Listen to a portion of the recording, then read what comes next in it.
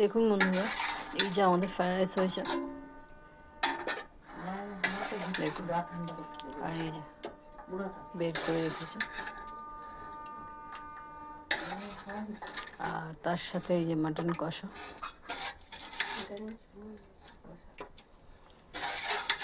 ঝোল একটু রাখা আছে যাতে ভাতের সঙ্গে ফ্রাইড রাইসের সঙ্গে মাখিয়ে খাওয়া যায়।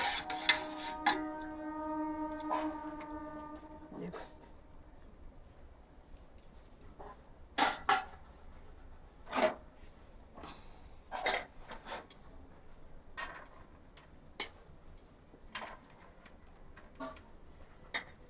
আজকে বিয়ের মাছ আছে, আমি মনে হয় আর 2-3 দিন আছে, তো মাছটা শেষ হয়ে যাবে। মাছটা হ্যাঁ মায়ের পুরো কান মাছ কাটা।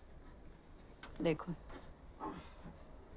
তো আজকের এই ভিডিওটা কেমন লাগলো অবশ্যই কমেন্টে জানাবেন, লাইক শেয়ার সাবস্ক্রাইব করবেন, সাথে থাকবেন, পাশে থাকবেন বন্ধুরা। আর এই যে দিদি এসছে,